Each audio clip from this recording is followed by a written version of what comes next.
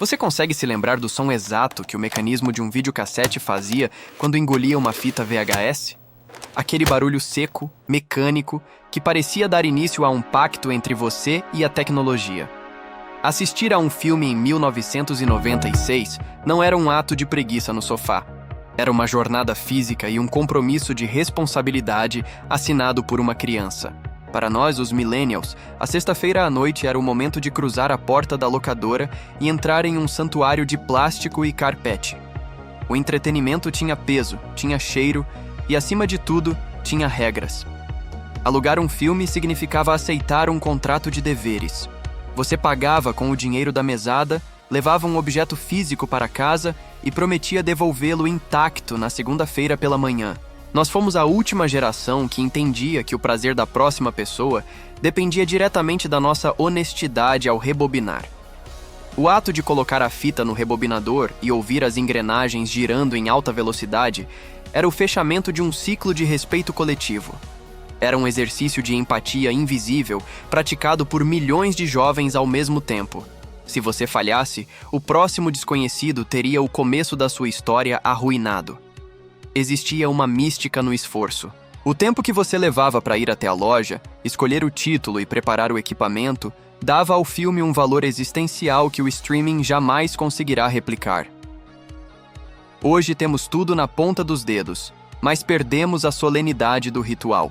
Você se lembra da sensação de carregar aquela caixa preta na mão como se fosse um tesouro proibido? Qual foi a última vez que você sentiu que a sua diversão era um compromisso compartilhado com o resto do mundo? Mas antes de chegar ao play, havia uma barreira psicológica que testava a nossa intuição. Sem resenhas instantâneas ou notas de aplicativos, como a gente sabia o que valia a pena levar para casa? A roleta russa das capas. A intuição antes do algoritmo. Imagine um mundo onde você não tem o IMDb para te avisar se um filme é uma obra-prima ou um desastre absoluto. Para a geração millennial, entrar em uma locadora era como participar de uma roleta russa estética. A nossa única bússola era a arte da capa. Você passava minutos intermináveis hipnotizado por ilustrações pintadas à mão ou fotos saturadas que prometiam mundos que nem sempre o filme entregava. Não existiam trailers no YouTube para nos dar um spoiler do ritmo da narrativa. Não existia o algoritmo sugerindo o que assistir baseado no que vimos ontem. Nós éramos os nossos próprios algoritmos, guiados por uma intuição bruta que hoje parece ter atrofiado sob o excesso de informação. Essa falta de dados criou em nós uma intuição estética aguçada e uma resiliência rara. Quantas vezes você alugou um filme baseado apenas em uma capa de terror incrível e descobriu nos primeiros 10 minutos que o roteiro era péssimo? E aqui está a grande lição psicológica. Você assistia até o fim. Como você só tinha 2 filmes para o final de semana inteiro, você se esforçava para encontrar algo de bom naquela escolha ruim. Nós aprendemos a lidar com a decepção e a dar uma chance ao desconhecido. Hoje, se os primeiros 30 segundos de um vídeo não nos prendem, nós pulamos para o próximo. Na era do VHS, nós tínhamos paciência para deixar a história se desenrolar. Nós investíamos tempo na nossa escolha porque o risco de errar era real, e o custo de trocar de filme envolvia outra caminhada até a loja. Essa dinâmica nos ensinou a sermos curadores decididos do nosso próprio repertório. Nós não éramos passivos, nós éramos exploradores de prateleiras. Cada escolha era uma aposta de alto risco que moldava o nosso gosto pessoal de forma orgânica e caótica. Mas o desafio não era apenas saber escolher.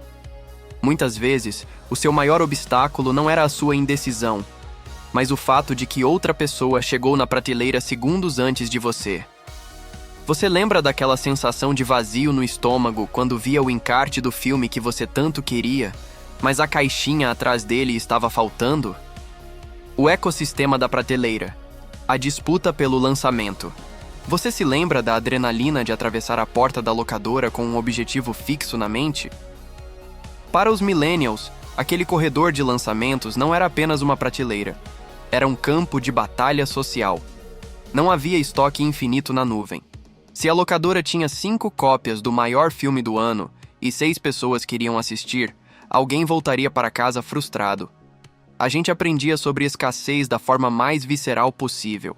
Você esticava o braço para alcançar a caixa colorida, E se desse sorte, sentia o peso do estojo de plástico indicando que a fita estava ali. Se a caixa estivesse leve demais, ou se houvesse apenas o encarte solitário sem nada atrás dele, o seu final de semana mudava de curso em 1 segundo. Essa dinâmica nos ensinou sobre competição e estratégia desde cedo. Você sabia o horário exato em que o caminhão de entregas chegava, ou o momento em que as devoluções da manhã eram repostas na prateleira. A conquista do objeto de desejo era uma glória pessoal. O streaming, com o seu estoque ilimitado, destruiu essa sensação de vitória. Quando tudo está disponível para todos ao mesmo tempo, nada parece realmente valioso. A escassez dava ao filme uma aura de evento. Você assistia com uma atenção devota porque sabia que teve sorte de conseguir aquela cópia. Nós éramos treinados na paciência de esperar a nossa vez, às vezes por semanas, anotando o nome em uma lista de reserva de papel grampeada no balcão. Hoje, a gratificação instantânea removeu o sabor da conquista.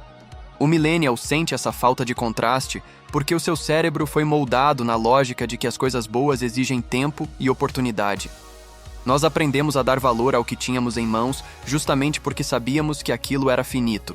Essa consciência de que os recursos são limitados e que a nossa ação impacta o próximo era o que mantinha o equilíbrio daquele ecossistema. Mas a responsabilidade não terminava quando o filme acabava. O verdadeiro teste de caráter acontecia no momento em que você precisava encarar o balcão de devolução na manhã seguinte. Você lembra do frio na barriga ao conferir se a fita estava realmente rebobinada antes de atravessar a porta da locadora na segunda-feira? O ritual da devolução. O peso da segunda-feira. Você se lembra do frio na barriga ao conferir se a fita estava realmente rebobinada antes de atravessar a porta da locadora na segunda-feira? O prazo de devolução não era uma sugestão, era um compromisso de honra com consequências financeiras reais e um julgamento social silencioso. Para a geração millennial, a segunda-feira de manhã trazia a missão de devolver o tesouro alugado dentro do horário comercial.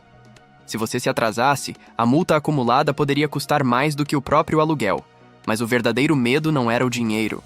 O medo era o olhar de reprovação do atendente e o nome sujo na ficha de papel da locadora do bairro. Nós aprendemos disciplina civil antes mesmo de termos idade para votar. Rebobinar a fita antes de entregar era um ato de empatia invisível e profunda.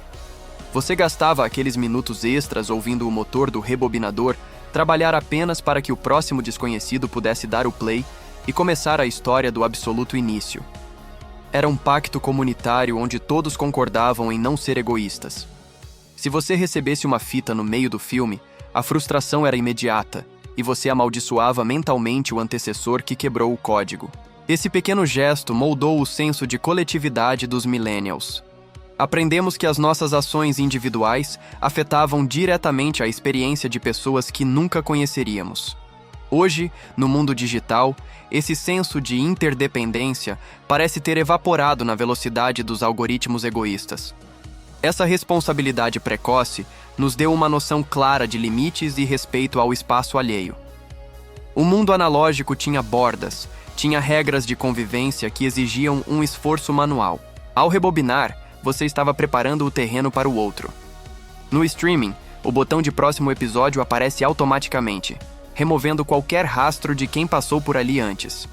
O millennial sente falta dessa conexão humana através do objeto, onde o cuidado com a fita era o cuidado com o próximo espectador. Mas essa curadoria não era feita apenas por nós. Existia uma figura central que conhecia os nossos gostos melhor do que qualquer inteligência artificial moderna. Você se lembra de quem era a pessoa que, com apenas um olhar, sabia exatamente qual filme ia salvar o seu final de semana chuvoso? A curadoria do dono. O algoritmo de carne e osso.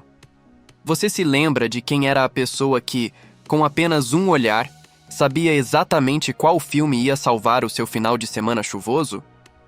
Esqueça as recomendações baseadas em dados frios e padrões de cliques que o YouTube ou a Netflix usam hoje. Para os millennials, o primeiro influenciador de cinema da nossa vida não era um canal famoso, mas o dono da locadora do bairro. Ele era uma espécie de bibliotecário da cultura pop, um guardião de segredos que conhecia não apenas o catálogo das prateleiras, mas também a nossa personalidade. Ele sabia quando você estava pronto para sair dos desenhos animados e entrar no suspense, ou qual comédia ia te fazer esquecer de uma semana difícil na escola. Ao contrário das sugestões de inteligência artificial, que tentam te manter preso no que você já conhece, o dono da locadora sugeria filmes baseados em quem você era e em quem você poderia se tornar. Era uma troca de repertório profundamente humana, feita de conversas reais sobre o balcão de vidro. Ele lembrava do que você alugou no mês passado e do que você detestou. Havia um laço de confiança. Se ele dizia que aquele filme desconhecido com a capa estranha era bom, você levava. E na maioria das vezes ele estava certo. Ele não queria apenas que você consumisse, ele queria que você descobrisse algo novo. O algoritmo moderno é seguro e previsível, mas a curadoria humana era feita de surpresas e conexões reais. Hoje, sentimos falta desse filtro humano que dava sentido ao caos de opções. O millennial carrega essa nostalgia porque entende que a tecnologia removeu a figura do mestre, do guia que nos apresentava ao mundo. Perdemos a troca de olhares, o comentário engraçado sobre a devolução e a recomendação de amigo para amigo. A locadora era um ponto de encontro, um lugar de convivência onde a cultura era discutida em tempo real entre pessoas de carne e osso. Mas, além das recomendações amigáveis no balcão, a arquitetura daquela loja escondia zonas que testavam os nossos limites e a nossa coragem. Você lembra da sensação de atravessar a loja e sentir o clima mudar conforme você se aproximava das seções que não eram feitas para crianças? A caverna dos tesouros ocultos, o corredor de terror e o proibido.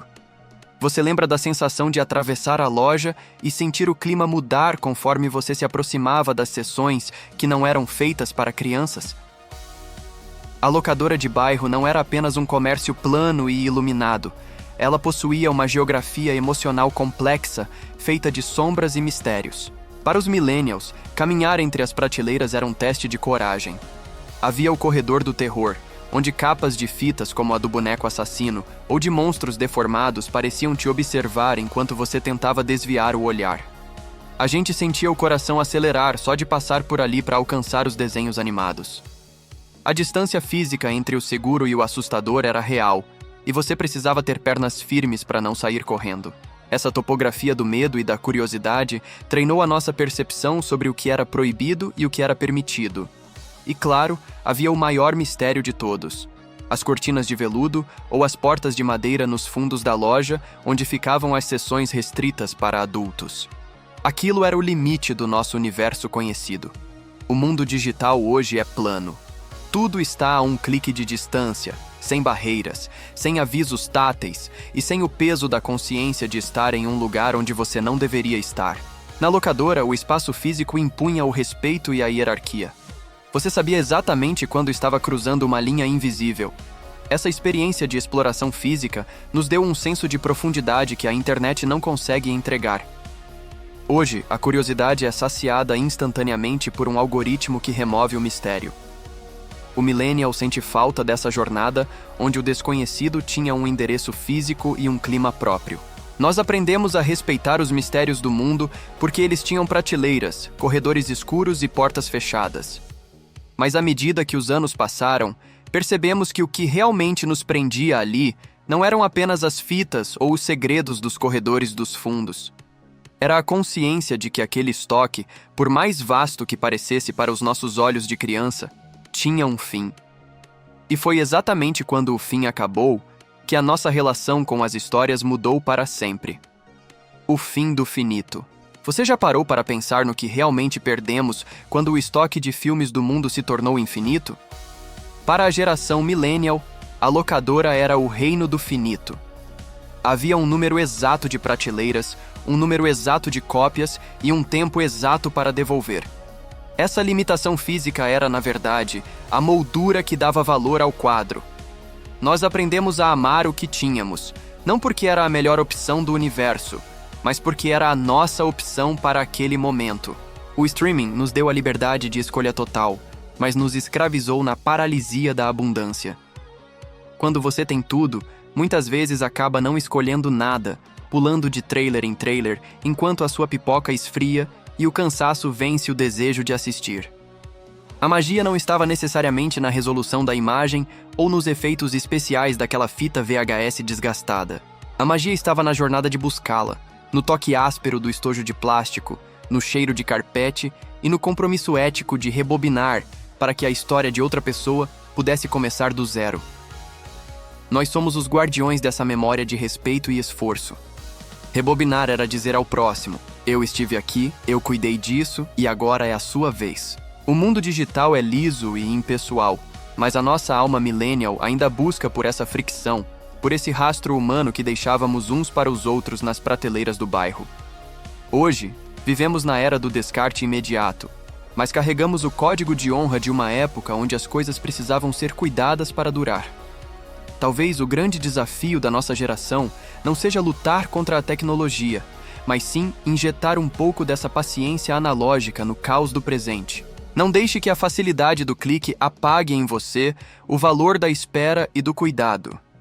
Você é o elo que mantém viva a ideia de que o entretenimento pode ser um pacto de respeito coletivo. Você consegue se lembrar de qual foi o último filme que você rebobinou com as próprias mãos antes de a locadora do seu bairro fechar as portas para sempre?